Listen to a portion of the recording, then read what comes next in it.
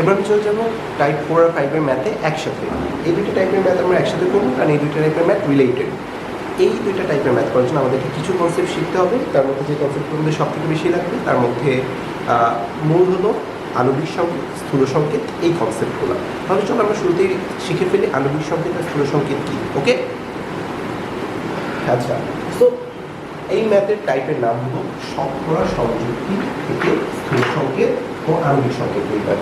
ওকে, তাহলে আণবিক সংকেত জিনিসটা কি? আণবিক সংকেত হলো কোনো একটা যৌগ, ধরো আমি বললাম H+O, অথবা ধরলাম গ্লুকোজ C6H12O6।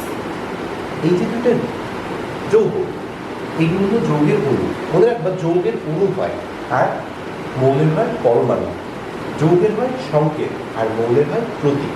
তাহলে এই যে একটা যৌগ, এই যৌগের এই অণুটা, এটা কোন কোন মৌলের কয়টা পরমাণু নিয়ে গঠিত, সেইগুলাকে অ্যাকুমুলেট করে একটা সংকেত আকারে লেখাতেই বলে আণবিক সংকেত। যদি আমরা গ্লুকোজের কথা চিন্তা করি, তাহলে গ্লুকোজে কোন কোন মৌল আছে?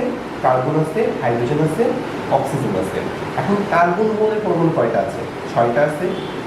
হাইড্রোজেনের 12টা আছে, অক্সিজেনের 6টা আছে। তাহলে একটা যৌগের অণু কোন কোন মৌলের কয়টা করে পরমাণু নিয়ে গঠিত, সেটাকে সংকেত আকারে লেখা দিলে আণবিক সংকেত। এইগুলো আমার গ্লুকোজের আণবিক সংকেত। এখন স্থূল সংকেতটা কি? স্থূল সংকেত হলো এই যে আণবিক সংকেতে কোন কোন মৌল আছে, কার্বন, হাইড্রোজেন, অক্সিজেন, এই দুটা মৌল, এদের যে পরমাণুর সংখ্যা তার আমি অনুপাত করবো। তাহলে অনুপাত করলে কত দাঁড়াবে? 1:2:1। এটা হলো এই তিনটা মৌলের পরমাণু সংখ্যার ক্ষুদ্রতম অনুপাত। এই ক্ষুদ্রতম অনুপাত দিয়ে আমি যখন আপনার সংকেতকে রিরাইট করবো, সেটাই হয়ে যাবে আবার তখন হয়ে যাবে স্থূল সংকেত। অর্থাৎ এই গ্লুকোজের স্থূল সংকেত হবে CH2O। আর এই ক্ষেত্রে আমি স্থূল সংকেত কিন্তু কী হবে? এই যে কী কী পরমাণু আছে, এখানে কি কোন কোন মৌলের? হাইড্রোজেনের আছে, সালফারের আছে, অক্সিজেনের আছে। হাইড্রোজেনের মৌলের পরমাণু কয়টা আছে? 2টা। সালফারের কয়টা আছে? 1টা। অক্সিজেন কয়টা আছে? 4টা। তাহলে দেখো এই যে 2:1:4, এইটাই এই তিনটা মৌলের পরমাণু সংখ্যা সর্বনিম্ন অনুপাত। তার মানে H2SO4 এর আণবিক সংকেত আর স্থূল সংকেত কিন্তু একই হচ্ছে। ঠিক আছে, ওকে। তাহলে এখন চলে আসি আমি মেইন ম্যাথে, যে শতকরা সংযুক্তি থেকে আণবিক সংকেত ও স্থূল সংকেত নির্ণয় কিভাবে করবো। দেখো, এই জাতীয় ম্যাথগুলো করার ক্ষেত্রে আমাদেরকে প্রশ্ন দেওয়া থাকবে যে কোনো যৌগের, যেমন এখানে একটা প্রশ্ন দেওয়া আছে, কোনো যৌগের কার্বন ইজ ইকুয়াল টু 92.31%, মানে কোনো একটা যৌগ, সেই যৌগটা কার্বন আর হাইড্রোজেনের সমন্বয়ে গঠিত, সেখানে কার্বনের শতকরা সংযুক্তি হলো 92.31% আর হাইড্রোজেনের হলো 7.67%, হাইড্রোজেনের আণবিক ভর আছে 78। তাহলে এই জাতীয় যৌগ থেকে বা এই জাতীয় ইনফো থেকে, যেখানে আমাদের শতকরা সংযুক্তি দেওয়া আছে, এখান থেকে আমাদের স্থূল সংকেত নির্ণয় করতে হবে। আমরা 3টে স্টেপ ফলো করবো। স্টেপ বাই স্টেপ চলুন একটা করি। প্রথম স্টেপ হলো শতকরা সংযুক্তি ভাগ আণবিক ভর। যেই মৌলের শতকরা সংযুক্তি দেওয়া আছে, সেই শতকরা সংযুক্তিকে ওই মৌলের আণবিক ভরকে ভাগ করে দেবো। কার্বনের ক্ষেত্রে তাহলে করে দেখি, কার্বনের শতকরা সংযুক্তি দেওয়া আছে 92.31। এটাকে আমি ভাগ করিয়ে পারমাণবিক ভর দিই, সরি একটু ভুল হয়ে গেছে, পারমাণবিক ভর বাই পারমাণবিক ভর, পারমাণবিক ভর। ওকে, এটাকে আমি কার্বনের পারমাণবিক ভর দিয়ে ভাগ করবো, কারণ কার্বন একটা মৌল আর মৌলের পরমাণু হয়, অণু হয় যৌগে। ঠিক আছে, যে কার্বন মৌলের পারমাণবিক ভর হলো 12, 12 ভাগ করলাম, অ্যান্সার কত আসবে?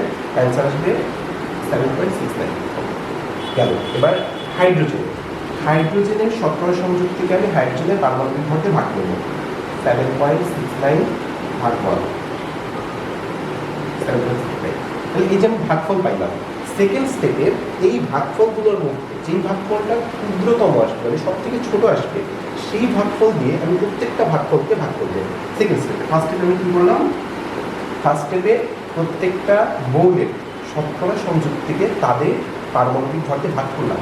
তারপর যে ভাগফলটা পাবো, সেই ভাগফলটাকে আমি সেকেন্ড স্টেজে ওই ভাগফলগুলোর মধ্যে যেটা ক্ষুদ্রতম ভাগফল, সেই ক্ষুদ্রতম ভাগফলটা দিয়ে প্রত্যেকটা ভাগফলকে আমি ভাগ করবো। এখানে দুইটাই সেম। ঠিক আছে, যদি ধরো এখানে আবার 2 আসতো আর এখানে 4 আসতো, তাহলে আমি 2 দিয়ে 2কে ভাগ করতাম, আবার 4কেও 2 দিয়ে ভাগ করতাম। বুঝতে পারছো? এবার আবার বলি, কার্বনের ক্ষেত্রে ভাগফল 7.69, এটাকে ক্ষুদ্রতম ভাগ করি, দুইটাই সেম, এখানে ক্ষুদ্রতম নির্ণয়ের কোনো টাইম হলো না।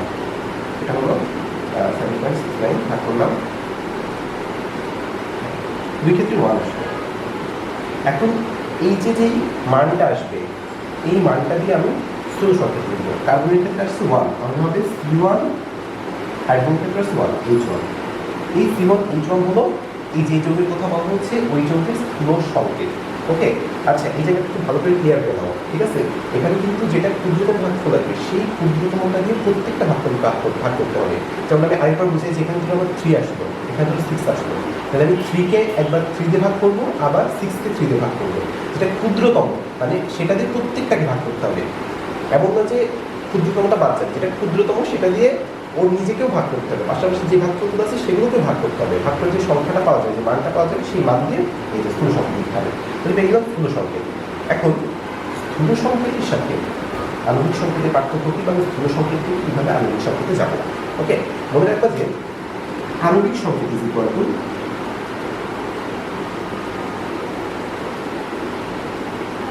আণবিক সংকেত ইজ ইকুয়াল টু স্থূল সংকেত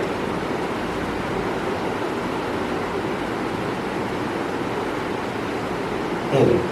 এনটা কি? এনটা হল আণবিক সংকেতের ভর, আণবিক সংকেতের ভর বা আণবিক ভর, আণবিক সংকেতের ভর বা আণবিক ভর ভাগ স্থূল সংকেতের ভর।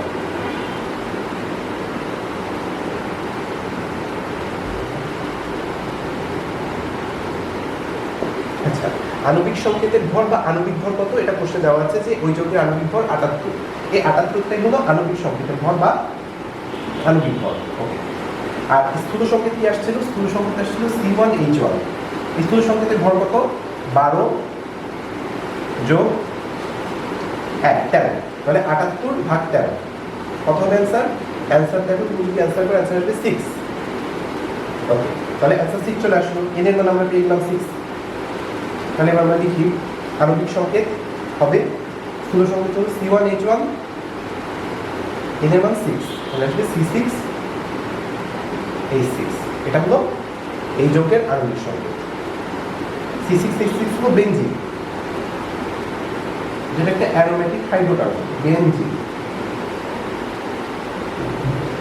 দেখতে এরকম একান্ত দ্বিবর্ধন থাকে, সমতুল্য চাকরির যৌগ 6 সদস্যের।